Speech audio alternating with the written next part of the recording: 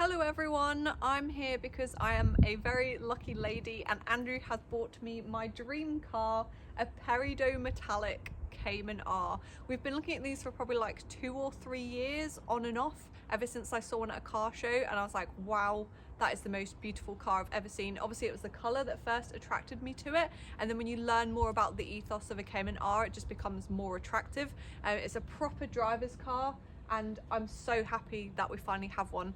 In this video I'm just going to talk a little bit about my first impressions. Obviously we picked it up today.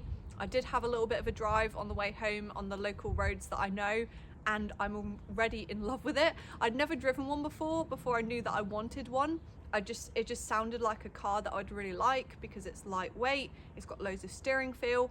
I know a lot of people prefer it with a manual, but I've learned through having like the Alpine A110 is that I actually prefer probably an automatic with paddles, like a good automatic box, like a sporty automatic box is actually what I prefer. And I like a small car as well. I don't like big modern cars. Like we drove the 750S, that felt quite big on the road and I wasn't a huge fan of that. The 600LT weirdly feels small actually for a supercar, but I prefer cars like this, like a small hot hatch or a small sports car is perfect, and the Cayman R obviously has that. I don't think it's much bigger than the A110, certainly didn't feel it on the way home. It's so easy to position because you've got these big front arches, so even in the bucket seats like what this car has, you can see the front bonnet really easily, and I found it very easy to judge on the road, which immediately made me feel very confident in it, which was great. And the paddles and everything feel awesome.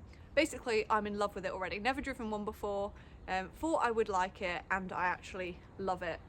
This car itself seems to be very well looked after as well. We did go and view one that definitely wasn't for us. It wasn't enthusiast owned. We wanted one that had been really looked after. This one is perfect. It seems like it's only just left the factory. The paint is in amazing condition. It's got PPF on the front and the interior is beautiful as well. You can tell the previous owner really cherished it, and he said that he spent a lot of time cleaning and polishing it. You can even see on inside the wheels before we drove on the motorway earlier, they were clean. He'd literally taken the wheels off and cleaned all in the inside the wheels. So spec wise, it doesn't have the xenons like what we wanted, but it does have upgraded LED lights and they look very nice. They're a bright white, so they look fantastic with, I like to say it's like eyeliner around the lights, the little black bit. I think it looks like eyeliner. It's got the spider wheels, which are very important. I think Andrew prefers silver wheels. I actually really like the two-tone black and silver. It's got the black stripe, it's got black mirrors. I think all the Peridot cars have that. And then on the interior, it has the all-important carbon bucket seats, which actually to me... Do you want to get in and talk from the driver's seat? Yes. No, driver's seat. Oh, driver's seat. And I'll film from this side. Okay, yes, let's do that. Yeah, Briony's very happy. I'm extremely happy. I am so spoiled and I love this car so much. So yeah, it has the carbon bucket seats, which actually weren't a must-have for me. I was more worried about a PDK, a radio, and AC. That was my must-have spec.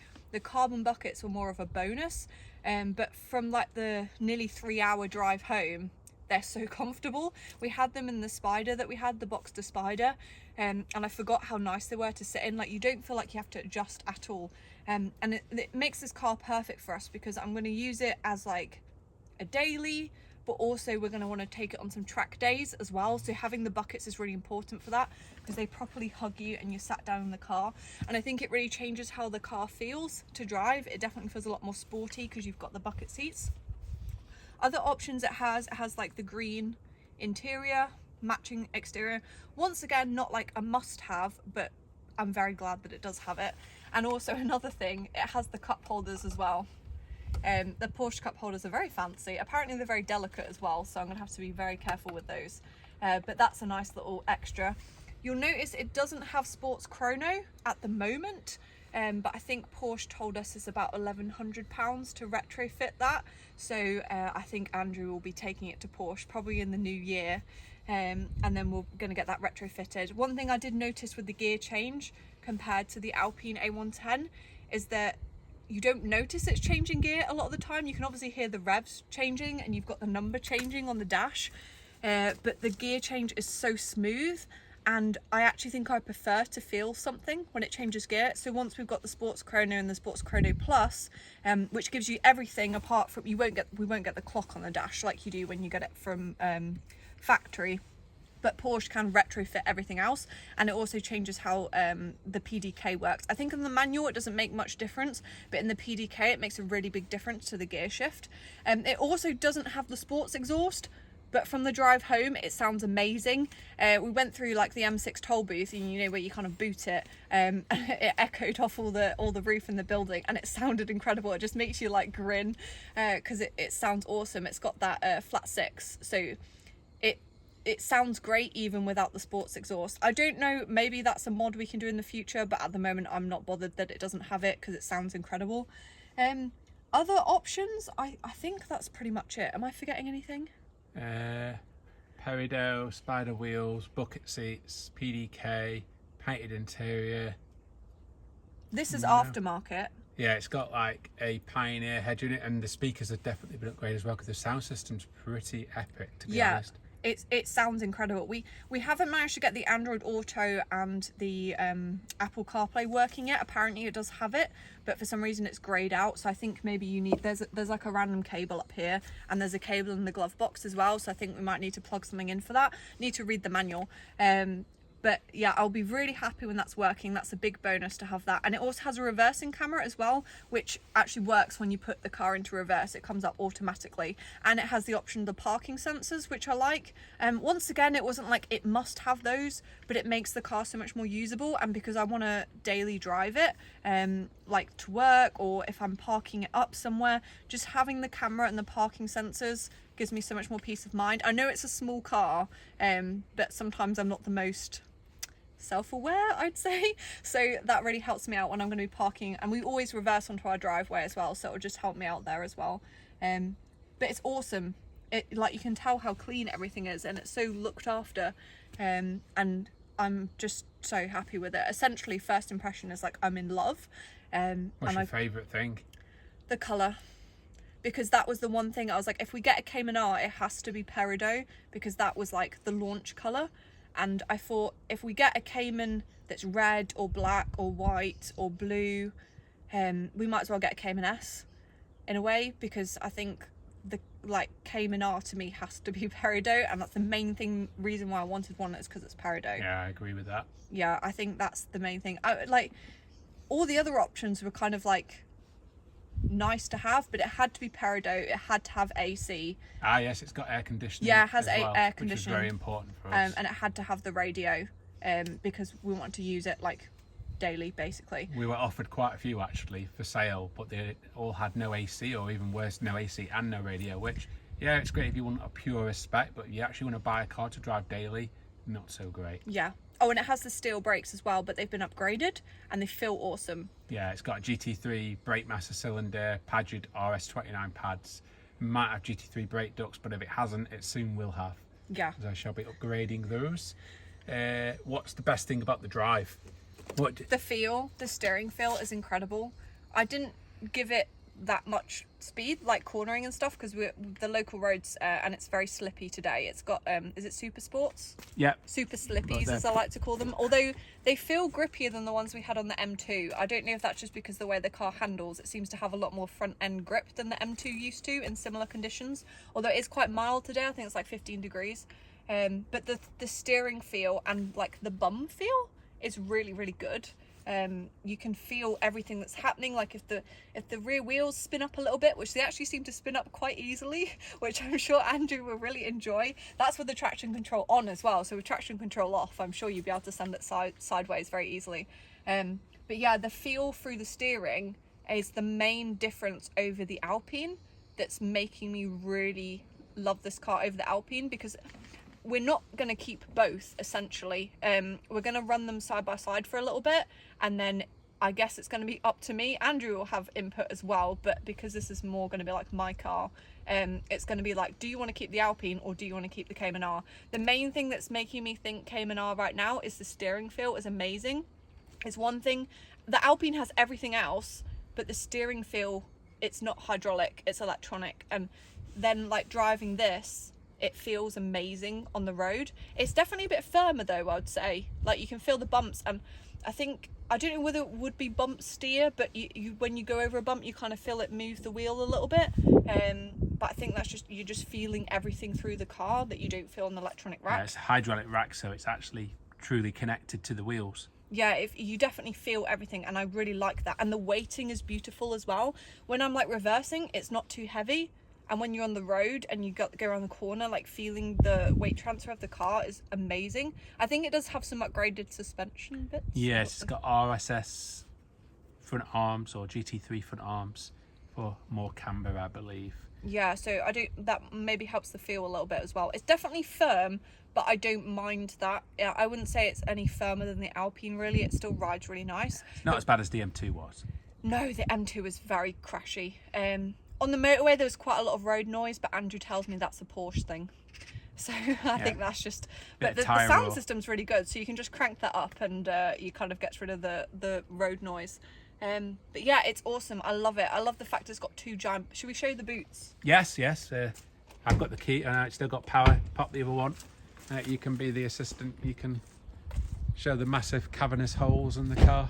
I've not opened the front one yet. This is where it absolutely trumps. It's towards me. Watch your rings. Yeah, we've still got the original radio is in there, but as you can see, that's a rather deep hole. There's the LED lights and the original radio system. You could easily get probably 2 carry-ons in the front, or certainly at least one big one. Yeah, I reckon my big suitcase would fit in there. It's kind of like the 458 size, isn't it? It's a really big front boot. The Alpine's lacking massively in the front. It has a really shallow boot space, which you can't fit much in. This is also a lot bigger than the R8 front boot as well. Yeah. That's kind of lacking because it's got big bulges. The back as well is huge. Shut that. Yeah, and then just lift this up. Yeah, that's it from the bottom, not the spoiler. This bit here. No. You look where the join is. Ah, I'm pulling on like the mini spoiler. Yeah, so then you've got this other rear boot space where you could literally get a full-size suitcase in there. That is cavernous. It is huge. Because it's big, but it's reasonably deep as well. And then you could even put coats under that net if required. And there's actually a small amount of room, actually even behind the seats as well. So yeah, it's a very, very dailyable sports car. Which is one thing that the Alpine, you can actually fit a surprising amount in it, like way more than I thought you could. I've been down south to visit family, and I've got like Christmas presents and like 2 massive bags and big coats and everything in it, because when you're on your own you've also got the passenger seat as well, so you've got plenty of space. But this, you could get a massive suitcase in the front, a massive suitcase back here, and then like coats and bags, and even you could pile that up with soft bags. It would probably severely affect your rear visibility, but you could pile that up with stuff. You can fit so much in there. And it sounds amazing because the engine's literally in the cabin. Yeah, the engine's there. And there's no glass divider between you and it. It just goes straight through. So it sounds glorious even at light throttle loads. And it's all induction noise. So yeah, that's our mainly Briony's impressions of the collection of the Cayman R, but I will say I'm pretty much in agreement. Absolutely full of feel. Because obviously it's a 987.2 generation, so it's the last of the cars that had hydraulic steering, and obviously they went to 981 and 991, which is where they went to E-Pass, and the steering feel was a massive downgrade. I've had a 991 GT3. The steering feel in this car is in another league compared to the 991 GT3. Do I drop this? I think so. Maybe just push it until it clicks. So yeah, that's our collection video of the Cayman R. I'm not really gonna. I'm gonna have to learn how to do this. That sounded like it did it. Just has to be a little bit more. So that's our collection video. I'm not going to go too much in the way it drives because we've obviously been a pretty sedate drive. It returned 40 miles to the gallon on the 170 motorway trip. Plus, that was if we're going to be putting quite a lot of miles on it, the fact it doesn't use much fuel is a really big bonus. On a motorway trip, I'm sure it uses a lot more fuel when you start booting it. Same as the Alpine. But yeah, it's good on a long run because of the PDK box. You get the extra 7th gear, which means it cruises quite well. Looks great with the R8 as well. You know, you've got green, we've got purple, we've got red. Oh, but we need the orange one in there as well. They'll look amazing together. They're round the front. Got Skittles. Yeah, I do like a bag of Skittles. So yeah, that's our collection video of the Cayman R. We'll do a full review of the car. Briony is, I think, extremely happy with it. Oh, I am over the moon. I absolutely love it already. I have made it an Instagram if you guys want to follow. It's called Peridot Porsche on Instagram, and it's going to be a bit different to my personal Instagram because I'm mostly just going to post pictures of the car and various adventures and probably some track days and things in the future. Because I have a feeling I'm going to have this car for a very long time. So yeah, if you enjoyed the video, make sure to like, subscribe, leave a comment as well. Let me know what you think of this car. It's a dream car for me, and I am over the moon. Andrew, yeah, I am spoiled. I know how lucky I am. And yeah, I will hopefully see you again soon. Thanks, and thanks for watching, guys. Bye bye.